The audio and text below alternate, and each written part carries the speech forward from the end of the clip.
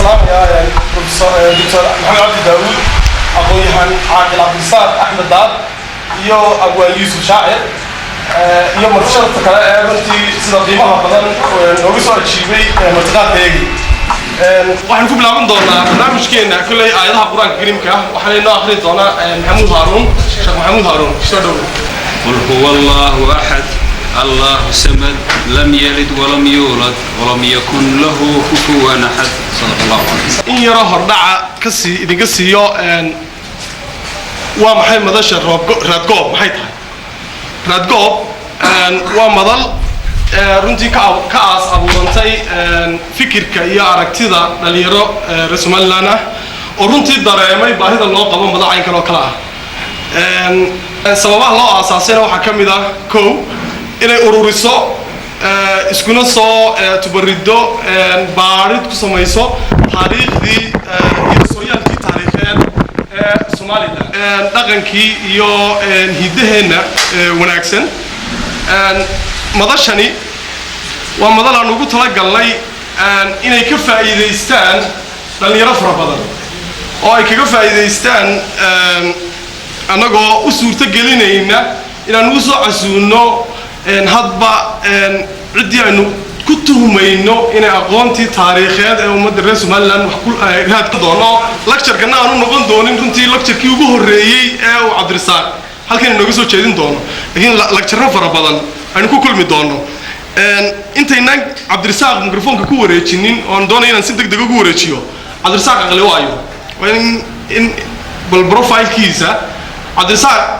wuxuu ku dhashay magaalada Hargeysa 1900 iyo October 6 1946 iyo Hargeysa ku dhashay waxbarashadiisii dugsiga hoose dhexe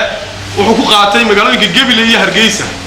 ayuu ku qaatay oo Gabiley Fishery School iyo biyo dhacay ayuu dhigan jiray waxbarashadiisii dugsiga sare wuxuu ku qaatay dugsiga sare Camuud ay ku diyaariyay 1976 wuxuu ka mid noqday 1967 wuxuu ka mid noqday ardaydii dhalinyarada ahayd ee Chinese-ka u heshay inay scholarship-ka dibadda ugu baxaan wuxuuna ka mid noqday ardayda u baxday dalka Ruushka ee wax ku soo baratay wuxuuna ku soo diyaariyay military academy oo uu ku qaatay dhinaca altriska Cabdirasaaq waxbarashadiisii jaamacadeed Ruushka wuxuu soo dhameeyay 1970 saas isla markii uu soo dhameeyay wuxuu ku soo noqday dalkii Soomaaliya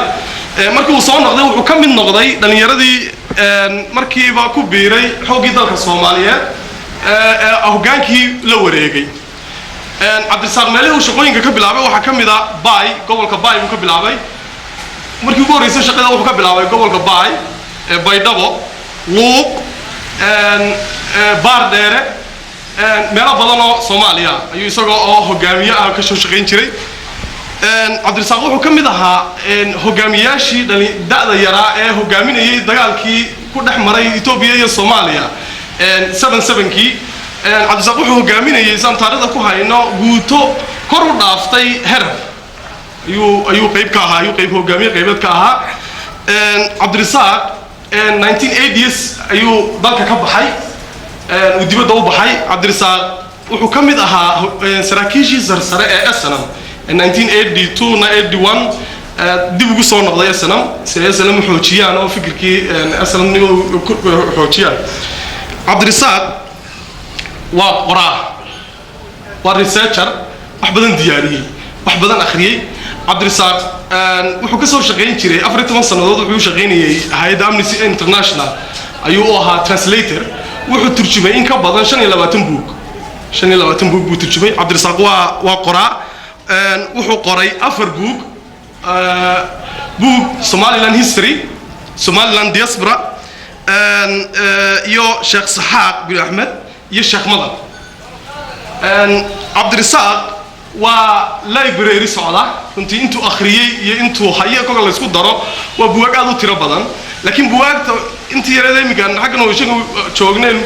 gurigiisa ku hayo waxa kor u dhaafayaan buugaag 10,000 buug ayuu isagu library ahaan u haystaa oo xafiday intuu akhriyayna kulay way ka sii badan tahay kulay caaqil aqoon-yahan Cabdirasaaq Axmed Daad intaasaan kolley profilkiisu kusoo koobi doonaa kolley isagaan uga baxaya madasha oo kolley buuggan aynu caaw halkan u fadhino oo ka mid ah buugagtii uu qoray Sheekh Isxaaq bin Axmed inaynu taariikhdiisii wax yar inooga brief gareeyo aynu wax ka baranno ayaynu caaw halkan inoogu fadhiyaa waxa kaloo idinku ballan qaadaynaa inuu buuga kale oo buugga Somaliland History la yiraahdo oo taariikhdii Somaliland ka sheekeynaya inaanu mar dambe idinku soo casuumi doono si aynu ugala hadhno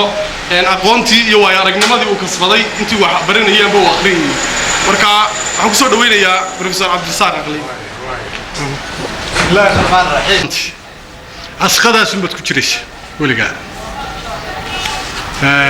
sida awgeed bay nimanka reer galbeedku u raadiyaan taariikhda dhabta ah waxay ka ilaaliyaan dadkooga in taariikh been loo sheego marka taariikh runa ayay eegaan had iyo jeer muddadii aan taariikhda baadhay ayaa waxaan arkay laba nin oo PhD ku sameeyay Somaliland labadii nin baan dib u arag aduu saddex nin baa ku sameeyo mid waa la arko dib baa loo arko waa Lewis oo waan arkay laakiin se laba nin oo taariikhda Somaliland ku sameeyay PhD ayaan dib u arag magacoogina aan arag waxay qoreen aan arag ya markaasaan deeyaabo ninkii Andrewiski oo bariga Soomaaliga dhigi jiray jaamacadda la dhinka dhigi jiray waa labada nin ee PhD ku sameeyay Somaliland ma waxay qoreen ma arag wuxuu igu yiri midina wuxuu u shaqeeyaa daakhiliyadda Ingiriiska ya civil service kay midina foreign ya African diskan joogan labaduba yani waa siday dee ku darsayaan inaynu ku iska gudayna dee habeen oo aan yani labada saddex jaamacadood ugu waaweyn Ingiriiska waxa lagu tilmaamaa Oxford iyo Cambridge iyo London oo dee dhowr college ah saddexda jaamacadood inamada ka soo qaata historyga waxa qaata saddex qaybood oo kaliya baa badanaa qaadata ama daakhiliga ama foreign-ka ama media oo مثلا برنامج أو ما راح يكون قاتين history بو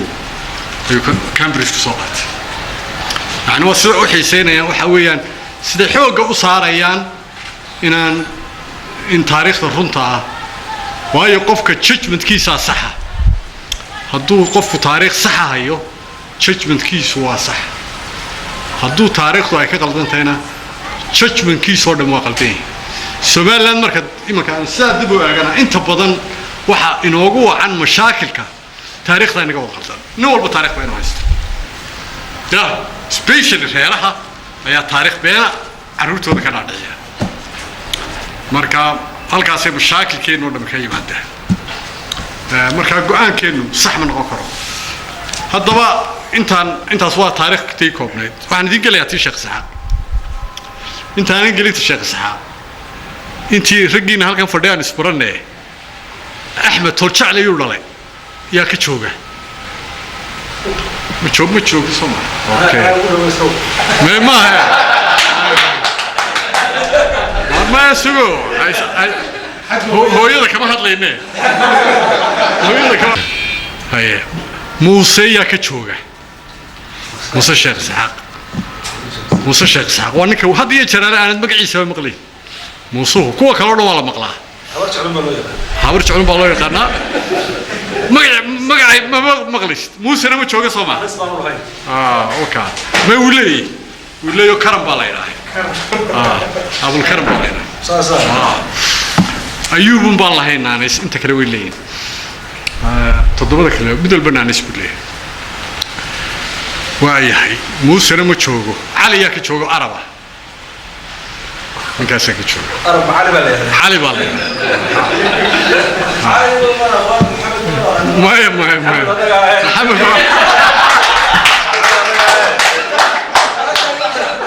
ويا علي أنا ولا شيء ويا إبراهيم أو سنبورة يا كتشوجا إبراهيم أو سنبورة يا كتشوجا واي أيوب يا كتشوجا يا أيوب نمو تشوجا سما واي تمركا وا waxa ku xiga markaa maxamed oo cimraan ah ka jooga sida uu kala wareey baan ku sheegay ya waxa ugu yar cabdiraxmaan oo awal ayaa ka jooga cabdiraxmaan baa u yarbo ma sha Allah waaya waxaan filayaa inaad kala barateen markaa sida uu kala horeeyeen iyo sida uu kala waaweynayeen carruurta وايه هدي عن تاريخ الشيخ سعاد يرجع الله horta waqti fiican baa ayay la soo kulmeen nabadu anigoo bishan gelinaya buugii Sheekh Saxaad sagal chat oo daabacaadiisi aan ku heshiinay ya bishanna may markayna dhaftana insha Allah ay bilaabayaan waxaan markaa idin yara sheegaya horta bal taariikhda araarta Sheekh Saxaad waxay ka koobantay هذه الشرارة تاريخ الله بالله قديقة مركز القرية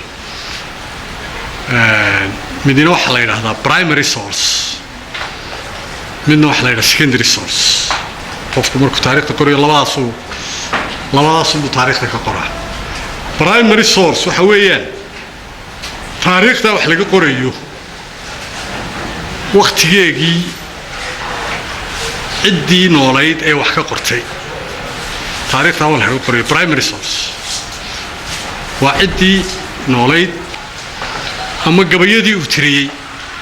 primary source هذه الجرا لنا مركب بدنا على سمينه يو PhD له وح كم مستقفك أرضي PhD سمينه يقف كقرية هذه وهي استلوا primary source لو primary source وكقولي كلام مركب PhD داس لوك primary source كشيخ إسحاق إلى إمك يعني أنا أقول إنتن مقعيدو دي أركي بريادة لقري شن يلا تكبر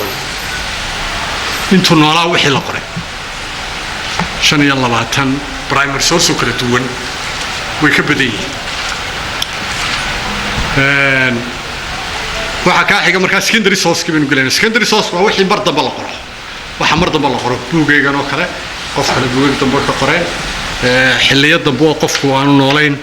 oo primary source kaas u badan ama si raacayo wixii la qorayna secondary source baa la yiraahdaa labadaas ay u qaybsamaan waxa kale oo hadaba isna primary source ka galaya وعاد قرآن الذي سوق بدنا قبيلة عربية أو شيخ سعاد تري برايمري سورسة إلى أفر كتاب وقري وبرايمري سورسة ما قرأت أنتي دمبنا ضد بدنا شيخ سعاد وحكى قري كتب نوعي كقرآن وعربي وبدن ملا مقالده وإنجليزي متبقى كتيرته لكن إلى كتب أي رشق إسحاق رجل كلا قرآن حلية كلا دون إلى تطبع إنتنا نقول أركي وتطبع كتاب مراه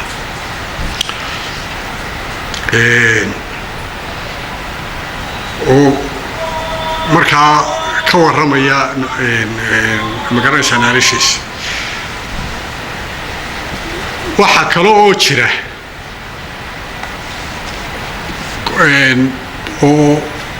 primary source إن سوق قرسي، وحويان بدنا هو مخطوطات.